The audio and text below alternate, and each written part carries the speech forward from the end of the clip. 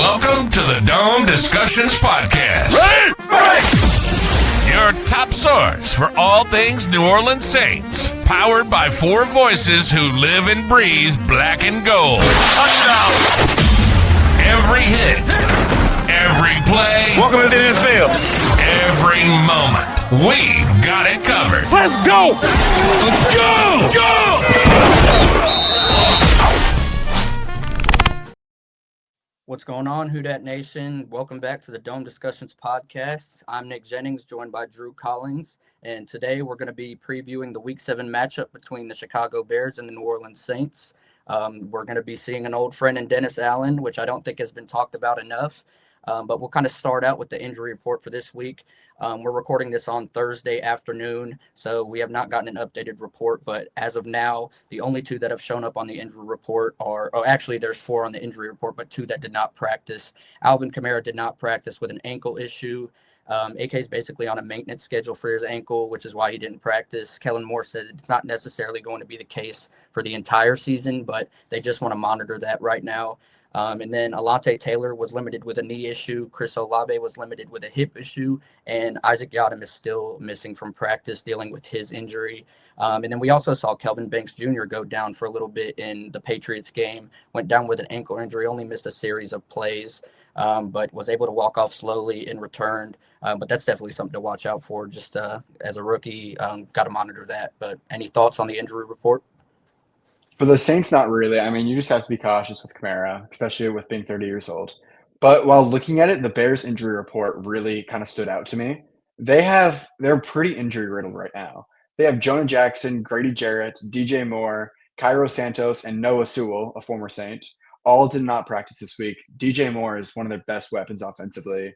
You have Grady Jarrett, a great defensive lineman. Jonah Jackson, a starting tackle. They're starting kickers out. They look to be getting back Austin Booker, who, if you watch him in the preseason, he stood out during the preseason, but he's been out by injury for the rest of this. So he could be another one coming back that could really pressure the Saints along with Montez Sweat.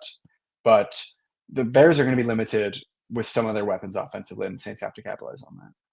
Yeah, absolutely. And I guess we can kind of transition this into things that we're looking out for against the Bears. And for me, that's containing Luther Burden, who is looking better and better each week. Led the team in receptions with 4 receptions and 51 yards, had 4 targets on Monday night, I believe, against the Commanders. And DeAndre Swift had a great game, 14 carries, 108 yards, and 2 receptions for 67 yards and a touchdown. He's going to be a tough stop for the Saints. And then obviously you're going to have to be able to contain Caleb Williams. We've seen how the Saints have had trouble with mobile quarterbacks in the past, and the pass rush has been lackluster so far to start the season. Chase Young had a great game on Sunday, no sacks to show for it, but 3 total pressures, and I believe he had a 85.1 pass rush grade. He was getting double teamed to chip on most blocks, most plays, but that's to be expected when you have no help on the other side. The Saints had Cam Jordan with 24 pass rush snaps over Carl Granderson's 23. I'm not sure I agree with that, especially because Carl Granderson's leading the team in sacks with 4.5 sacks, and Cam Jordan at this point in his career is kind of turning into a liability in the pass rush. As much as we love him, still a great run defender. He did have 3 pressures on Sunday, but still, I think you have to play Chase Young and Carl Granderson opposite one another to get the best out of your pass rush. And I'd like to see the Saints start using more blitz packages. Send Alontae Taylor in there. Send Demario Davis in there. That's what we've seen for years now, and we just haven't seen it to this point. Alontae Taylor is one of the better blitzing cornerbacks in this league, and you've got to be able to use him. Jalen Ramsey had 2 sacks last week. You've got to be able to get Alontae Taylor back in that groove. Had 2 sacks against the Panthers last year in week 1. He can definitely do it again. You just have to give him the opportunity. I would love to see that. You cannot let Caleb Williams settle in. Before this season, I was clear about this game. I thought that this game would be the one where Ben Johnson gets in rhythm and the Bears offense lights it up. To avoid that being happening, you have to pressure Caleb Williams. If you let him in the pocket, he's got enough weapons, even without DJ Moore, to completely pick apart this defense. You've got Luther Bird, Rome Odunze, Colston Loveland, Cole Kmet, DeAndre Swift. That's easily enough. We've seen teams with a lot less do a lot to the Saints defense. So they need to pressure Caleb and not let him get into his rhythm.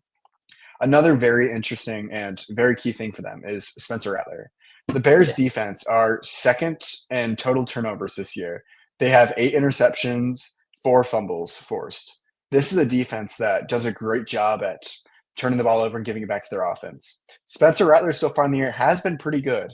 He's had, I believe, 1 or 2 interceptions called back because of a penalty. But overall, he has not put the ball in harm's way that often. You've seen him make smart decisions, be decisive, not give the other team free opportunities. That's going to be tested this game. If Spencer Rattler can avoid these turnovers, avoid these negative plays, the Saints offense is going to be in a good spot to do what they have been doing. The Saints, Rattler has kept them in the game, and he can do that again. He just has to avoid those plays against a Dennis Allen defense the Saints know all too well. Especially with those disguised coverages that Dennis Allen throws out there. But I would like to touch on Spencer Rattler. Since we weren't able to do a recap episode of the Patriots game, I do want to give him his credit. Completed 20 of 26 passes for 227 yards with a 76.9% completion percentage with 4 rushes for 20 yards. Had a team-high 93.2 overall grade per Pro Football Focus. And at one point in the game, completed 10 straight passes. He's really just continued to improve. He's showed excellent pocket awareness when faced with pressure. He's been able to escape while keeping his eyes downfield. We saw that on that 3rd down where he could have picked up a first down with his legs, but rather found Alvin Kamara for an even bigger gain. That was one of the bigger plays of the game that Killamore actually noted post-game. And his decision-making, like you said, has just taken a clear step forward. It's really encouraging to see the development Spencer Rattler has shown, but he is going to have a tough task with that Bears defensive line. Javon Dexter is really breaking out right now, has 11 total pressures for 3 sacks. And then you've also got Montez Sweat with 17 total pressures himself. And old friend Tano Passanio has a sack as well. And they also have Dayo Odenyingbo. I always mispronounce his name, but he's also really started to show out.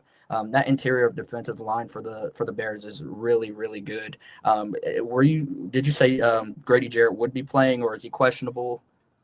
Let me look at the injury report, but he did not practice on Wednesday. As we said earlier, we don't have Thursday's practice report yet or injury report, but he was do not play. Gotcha. Yeah, we know about Grady Jarrett way too much. Spent a lot of time with the Falcons. Once he's back, I'm just so frightened by that interior of the Bears defensive line. He's been dealing with injuries throughout the season. But yeah, that's definitely going to be a challenge for Spencer Rattler. We've seen how much he's improved when it comes to taking sacks. He's really frustrating teams with his mobility and the quickness of his throws. The Patriots defense was really getting frustrated with how quick he was getting the ball out. They just couldn't get him down. Those are the key things in Spencer Rattler that he's going to have to show again this week against the Bears and Dennis Allen's defense, because they are going to send the house at him and they are going to try and force him to make mistakes, because Dennis Allen knows Spencer Rattler very well. Started multiple games under him. He actually had some comments on Spencer Rattler saying he thinks he's doing a good job of getting rid of the ball. When he's able to get the ball out in rhythm and timing, he's been really successful. And Dennis Allen also mentioned that the Saints is a team that keep improving. So they are not sleeping on this team. They know that the Saints are a feisty, competitive team that stays in games that many think they shouldn't be in. So they're gonna give the Saints what they got, the best they've got. Saints are 1-5, but no team really wants to play them. They've been competitive everything but the Seattle game. That one, we don't talk about that game. No, but we other do not. than that, they've been very competitive and have pushed good teams to the limit. And that's a lot on Spencer Rattler, as we've been saying. He is playing like a formidable starting quarterback in the NFL. And if he keeps doing that, the Saints are going to be someone that teams can overlook and make him pay for it.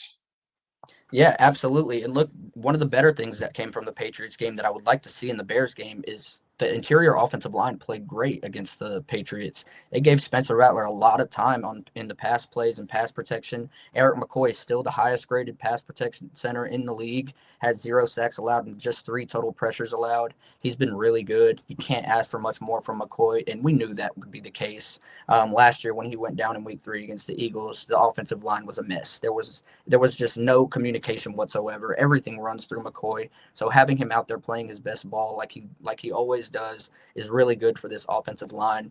And Trevor Penning, he's been great in the run game. I mentioned it last week. he has really found the Saints have really found a lot of success running to his side of the field, and that's where we get into Kendre Miller. The Saints have to unleash Kendre Miller against Dennis Allen. Nobody wants to beat Dennis Allen more than Kendre Miller this weekend. Dennis Allen shall never be forgiven for what he did to Kendre Miller, putting him in that doghouse so early. We saw last year Kendre Miller was dealing with a minor hamstring injury, was placed on IR, and then reports came out that there was no need for that. So we'll see Kendre Miller with a fire in him. He's still one of the top backs in the league in missed tackles forced. I'm really intrigued to see Kendre Miller get going, especially with Alvin Kamara dealing with this ankle injury. And this is a game that I also see Taysom Hill having a really good game in. We saw him last week finally get the Saints in the end zone with their red zone struggles.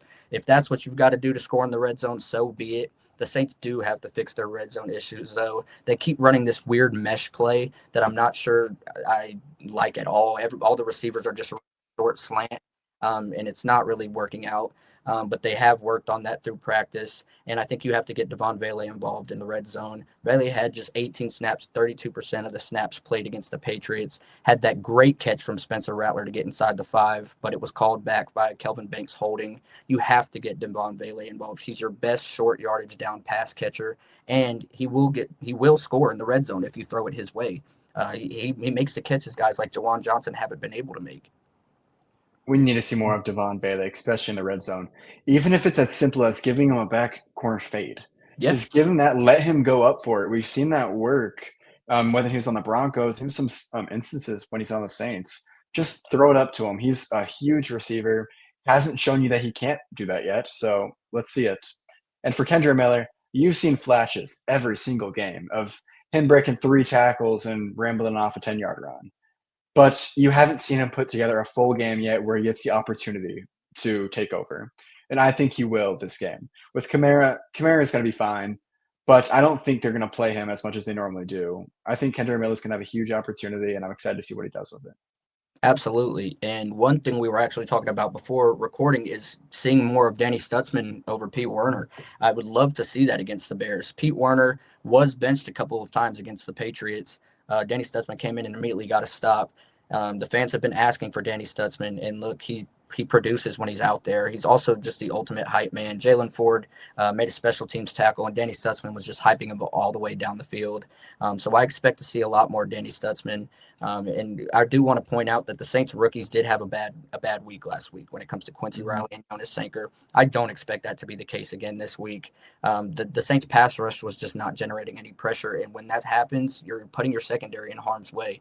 You're giving them too much time, and the Patriots took advantage of that. Drake May took advantage of that. Caleb Williams, he's more of a get outside the pocket, kind of try to make that big play type guy. And look, if the Saints can just get to him a little bit, I think this secondary will have a much better day. Jonas Sanker has been great all season. It was just a bad game for him. Quincy Riley has been great when he's been out there. It was just a bad game for him. And I'd like to see Kool-Aid McKinstry bounce back as well. Didn't have a great rookie season. Didn't have a great start to this season. Had a great breakout game against the Giants with those 2 interceptions. He needs this bounce back game against the Bears after last week. He was getting picked on all game by Kayshon Boutte.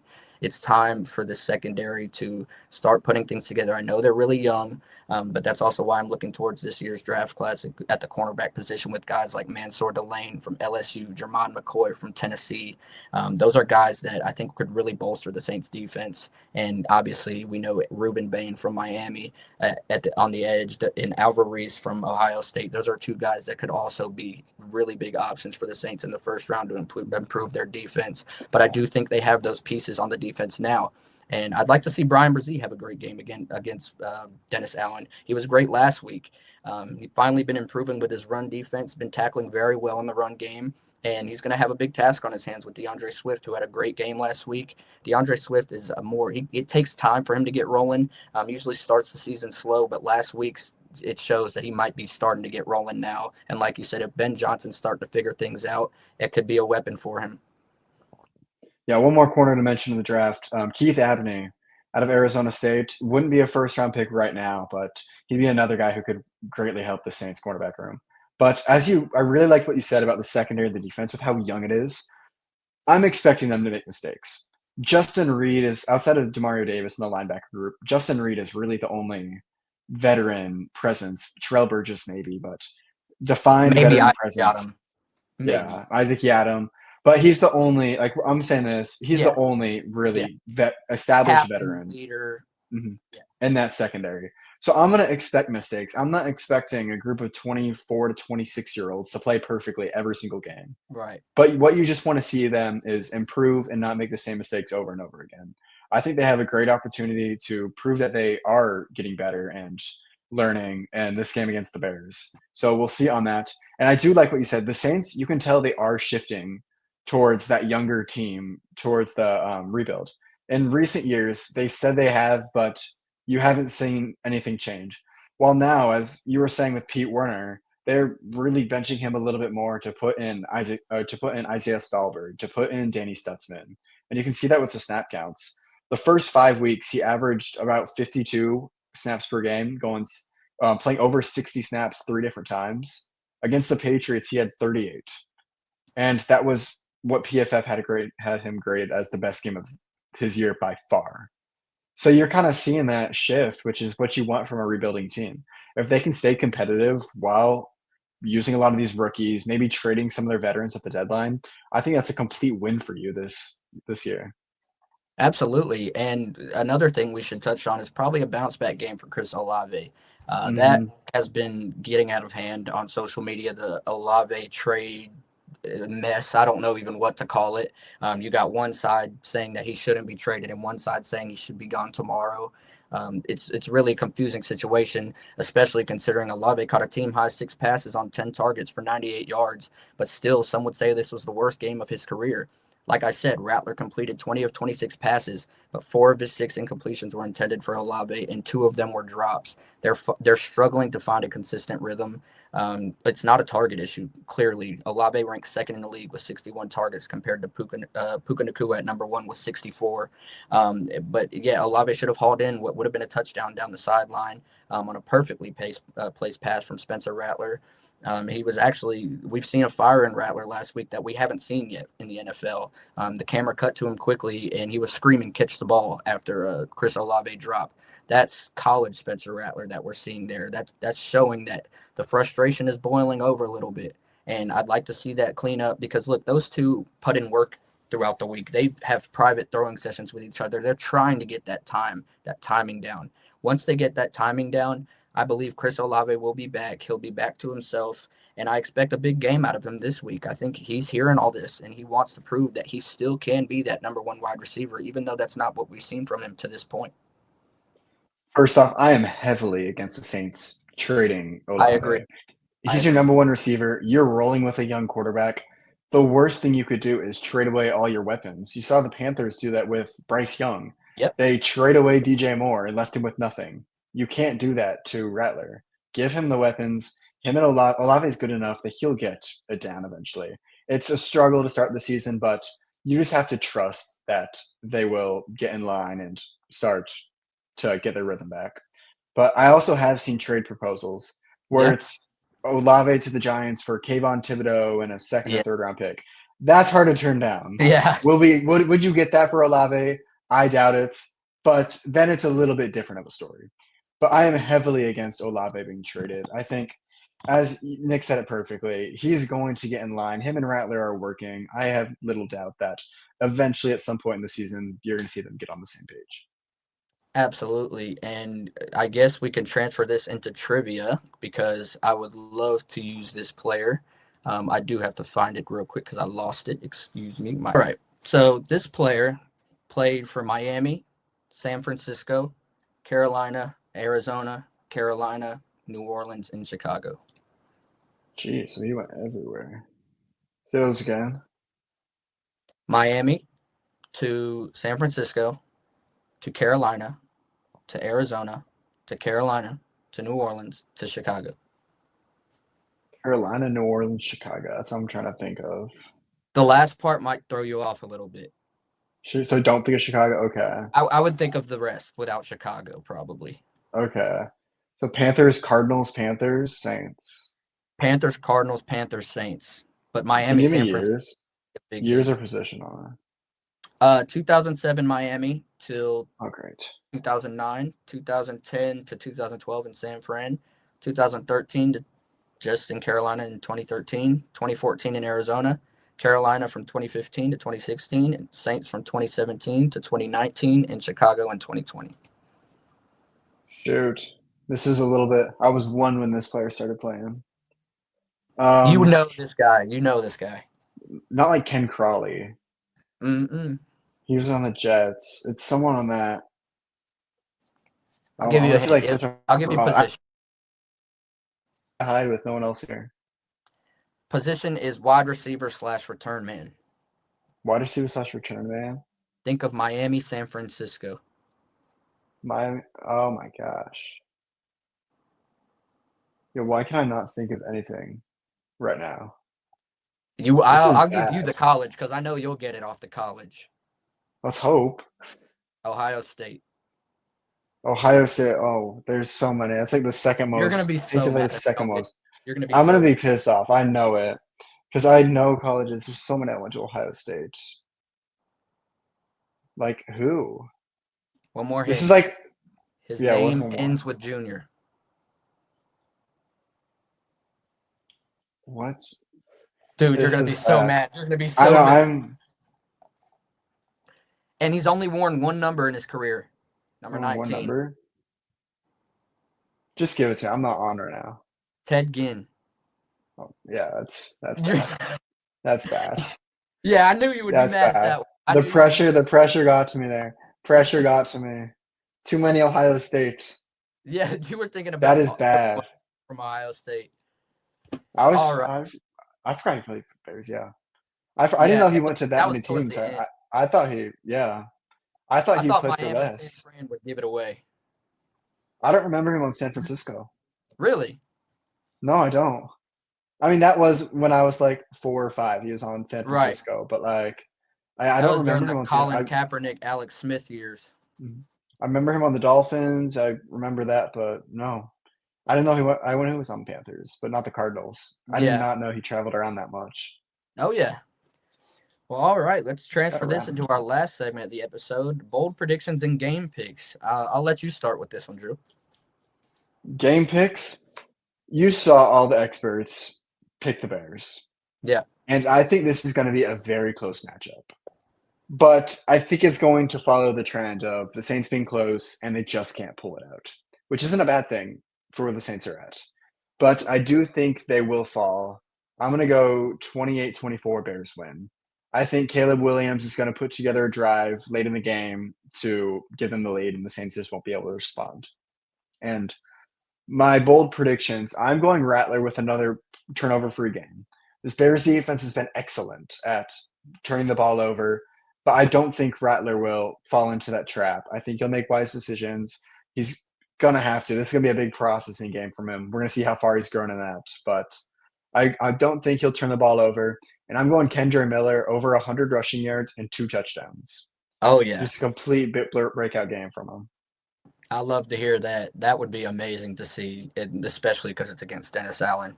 But yeah, I'll kind of transfer into my bold predictions. I have Spencer Rattler outperforming the guy who took over his position at Oklahoma, and Caleb Williams, and throwing for 3 touchdowns. I think Spencer Rattler is going to absolutely ball out. We talk about Kendre Miller really wanting to win this game. Spencer Rattler is really going to want to win this game. That was a huge shift in his career. It took a lot of momentum away. I know he had a great tenure with the Gamecocks, but still, it was a big thing in his career, and he's probably still got some animosity. I know he said he doesn't, but look, I guarantee there's still some deep feeling in there. But I also have Justin Reed forcing his first turnover in black and gold. I feel like this is the game that he's finally going to be able to do it. He's been close, just hasn't been able to do it yet. I probably would guess it'd be a fumble over an interception. We did see him drop that interception earlier in the season. So, yeah, I do think Justin Reed finally gets one. And then I have Devin Neal breaking off a 10-plus yard run with Alvin Kamara not being fully healthy. We saw Devin Neal finally not be a healthy scratch these past 2 games. And this might be the perfect chance for him to finally show what he's got. The Saints are really monitoring Alvin Kamara because they're going to need him down the stretch, and we know that he doesn't want to go anywhere in trade talks, so they're going to need him in the future as well.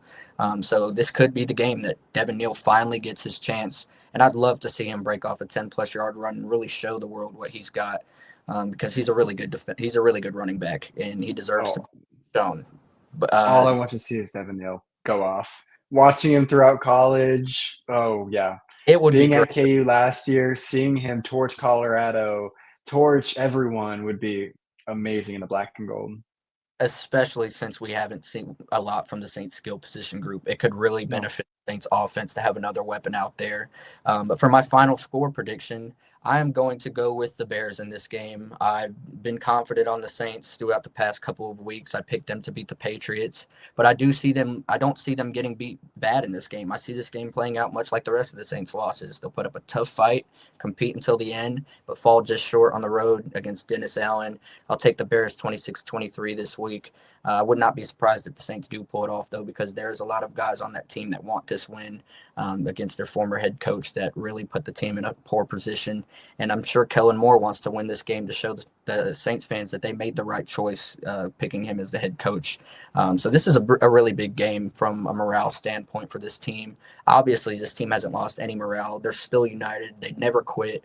You've seen that in the locker room. One more thing that I do want to touch on, though, is the defensive production. Justin Reed actually touched on it after the game, saying that it's not a scheme issue from Brandon Staley. It's more of just execution. And we've seen that. The Saints have had a lot of almost sacks. It seems like every third down, it just leads from an almost sack to a big play. That was the story of the game against the Patriots. Drake May was just taking advantage of that. Justin Reed said that it's nobody's personal fault. It's all the guys on the field. And the Saints have to stop going down or letting the opposing team score on their first two possessions of the game. They're playing from behind too much. They just can't do it. The past 4 weeks, the Saints have allowed a touchdown on the first two possessions for the opposing team. They just can't play in a hole like that. And we saw that against the Seahawks. Went down 21-0. There was no chance to come back. They couldn't use their run game. They couldn't do their short yardage game. They couldn't do a lot of things because they're sitting there playing from behind. And the Saints also must stop settling for field goals.